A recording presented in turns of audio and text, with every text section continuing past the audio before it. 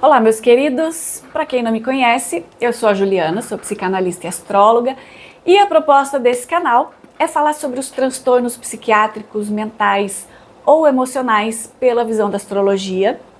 Eu não vou me estender muito nas apresentações, mas eu vou deixar fixado aqui na descrição desse vídeo o caminho para você me encontrar. Eu faço atendimento presencial ou online. Aqui embaixo você encontra os caminhos para me achar, certo? Bom, vamos em frente, né? Vamos continuar nossa aula sobre aspectos. Nossa última aula, a gente chegou ao fim dessa longa jornada. E a gente vai continuar agora falando sobre os aspectos menores, que são o semissextil, quintil, semiquadratura, quincúcio, são todos os aspectos menores. Alguns astrólogos modernos ainda utilizam outras divisões, como o sesquiquadratura e o biquintil.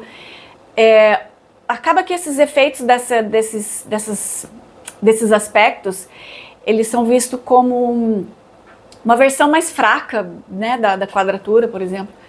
Eles também, esses astrólogos que utilizam essa ferramenta, esses aspectos, eles também sugerem, né, que pode ser um ponto de observação importante e adicional na questão de previsão de eventos, por exemplo.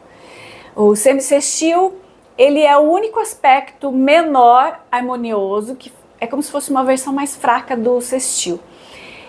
Como eu falei na aula anterior, pelo tipo de trabalho que eu ofereço, eu acabo que eu não utilizo muito, dependendo da situação, eu acabo levando em consideração esses aspectos. Mas como eu trabalho com desenvolvimento de personalidade, não que eu desconsidero, mas eu deixo para essa interpretação quando for dar um segmento de um tipo de tratamento. Vamos lá. Semissextil. Esse é um aspecto de 30 graus, ele é considerado relativamente harmonioso. Na verdade, ele acaba sendo muito delicado, né? Porque são dois signos envolvidos e eles são sempre muito diferentes um do outro. O lado divertido é dar uma espiadinha em cada um desses signos e conhecer as características individuais dele, saber como que a gente pode desenvolver o melhor lado, né? Quem está acompanhando desde o começo, lembra que lá no início, quando eu falei sobre os signos, principalmente sobre o Sol nos signos, eu falo sobre a importância da gente conhecer o lado sombra de cada signo, porque a gente tem a tendência de utilizar mais o lado sombra do que o lado luz de cada signo, independente da área do mapa. O quintil ele é considerado muito positivo, ele é de uma natureza mais espiritual, por exemplo. Por isso que ele é muito utilizado naquela interpretação de mapa kármico. Eu não sei porque que dão esse nome, mas é quando a pessoa quer fazer uma análise de vidas passadas, por exemplo, ou de uma linha do tempo, por exemplo. Então ele vai desempenhar um papel mais ligado para esse tipo de interpretação, né? De desenvolvimento, de como que você pode prosseguir. Ele não é tão poderoso quanto o sextil, mas ele tem sim um aspecto de influência. Não é tão fluido quanto o trígono, mas ele tem sim esse aspecto de favorecer ou de influenciar. A família quintil também inclui ali o semiquintil, o biquintil, eles são igualmente harmoniosos. A diferença é que eles são menos utilizados assim de uma maneira geral. A gente vê pouco material sobre isso, né? Usualmente, né? Se você quer um material mais específico, você tem que fazer uma pesquisa muito detalhada, porque são poucos os astrólogos que utilizam mesmo. A semiquadratura e também a sesquiquadratura são aspectos de menor tensão e também fazem a pessoa avançar, evoluir, mas de uma forma menos intensa do que uma quadratura. O quincúncio é um aspecto muito interessante que pega ali uma natureza meio que emprestada do trígono e da quadratura. Ele meio que une essas duas energias diferentes de elementos e modalidades, meio que mistura ali aquelas características. Ele acaba oferecendo um resultado muito específico. Mas existem ali duas condições para poder usufruir dessa oferta. Primeiro, que a pessoa realize aqueles esforços necessários, né? E segundo, que os planetas envolvidos não sejam ali de natureza oposta, que eles tenham de preferência coisas assim complementares, como por exemplo Marte e Vênus, Mercúrio e Urano, Sol e Lua, tá? Nesse sentido. E o Cazimi, eu não sei se fala Cazimi ou Cazimi, eu aprendi como Cazimi, então fique aí do jeito que você achar que funciona para você. Essa é uma expressão árabe, se eu não estiver enganada, e ela significa no coração do Sol. Então dizem que quando um planeta estiver nessas condições, ele está meio que dignificado, né?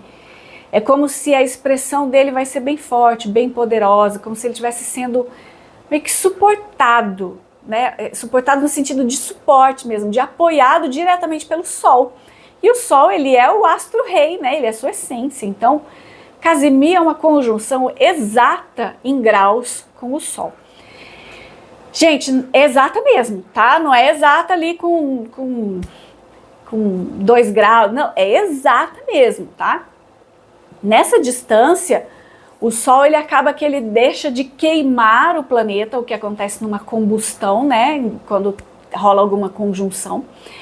E ele começa meio que a dividir a força que o Sol tem com aquele planeta, fazendo com que aquele planeta envolvido ali se torne mais poderoso, mais intenso, sabe? Mais iluminado.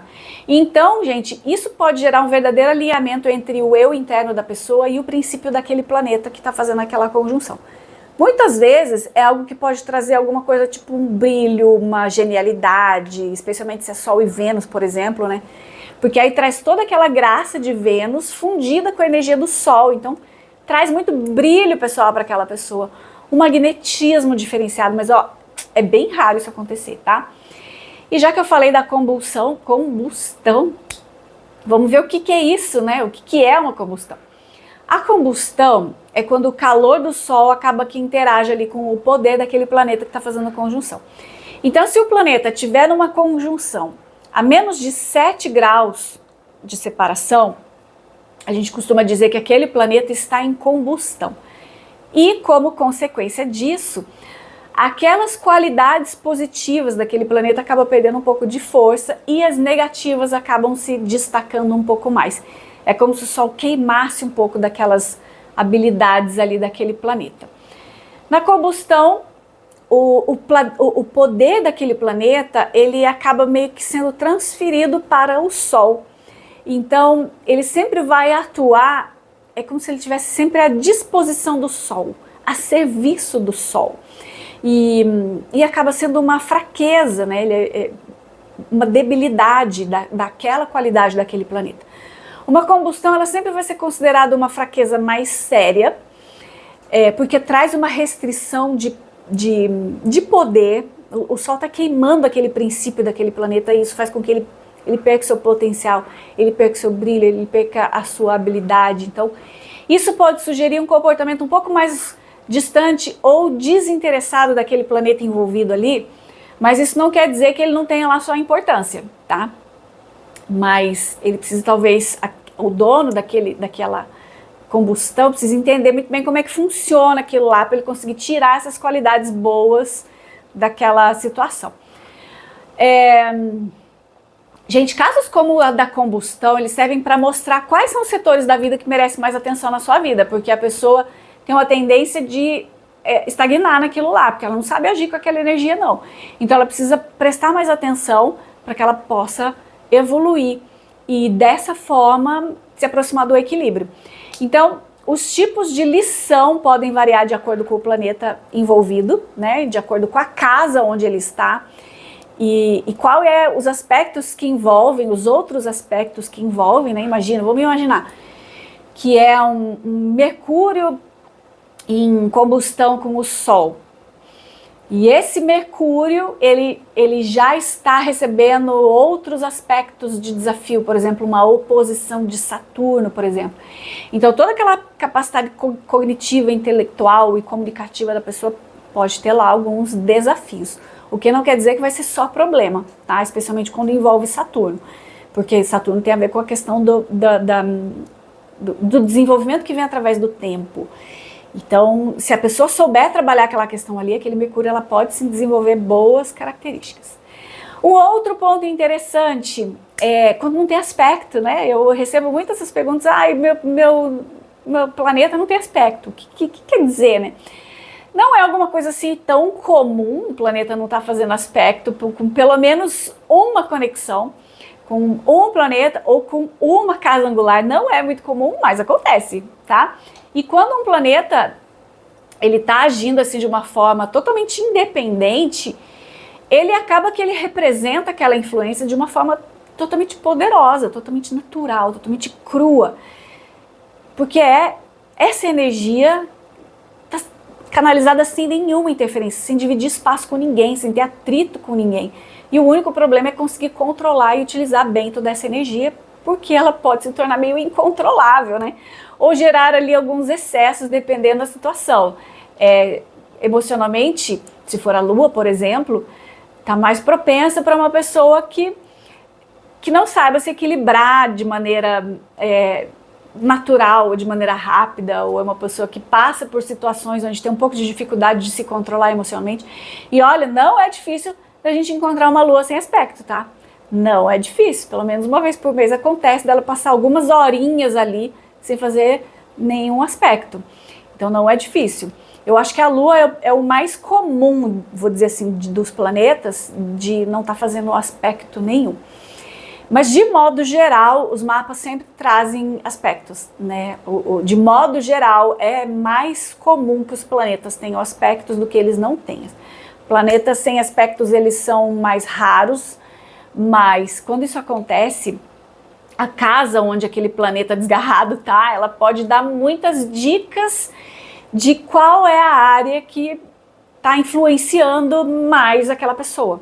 E aquele planeta, a história daquele planeta, o signo daquele planeta, como é que aquilo está influenciando mais outra pessoa. Por exemplo, assim, um caso que eu peguei esses dias, de um Netuno limpinho, sem nenhum aspecto, em peixes, então ele super forte, dentro da casa dele, no ascendente da pessoa.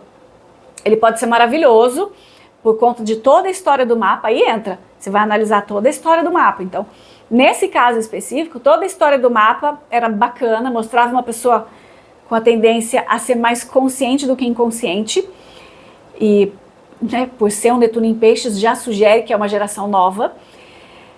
Então mostra ali uma pessoa que tem uma tendência a ser mais consciente do que inconsciente, mas era um Netuno limpíssimo no ascendente, sem nenhum aspecto. Então traz ali a questão do altruísmo, da criatividade, da benevolência, muito forte para essa pessoa. Mas se isso se torna descontrolado, porque ele está limpo, ele está livre para agir, se isso se torna descontrolado, também traz o escapismo, a fuga da realidade. Então pode ser que nesse caso, como a gente está falando de uma criança, se essa criança não for muito bem orientada, pode ser que em alguns momentos da vida ela atravesse por situações onde ela se sinta completamente netuniana, completamente perdida, sem referências, muito imaginativa, se perdendo no mundo das fantasias. Aí entra a necessidade de ter um bom amparo. Certo, pessoas? Bom, é isso. Assim a gente encerra essa maratona sobre aulas de astrologia básica. Aqui nesse canal tem bastante vídeos de interpretação de mapa, então eu deixo o convite para você para assistir algum desses vídeos e já colocar em prática tudo que a gente conversou até aqui e tudo que a gente viu até aqui. E vamos seguir em frente. Até o próximo, pessoas. Tchau!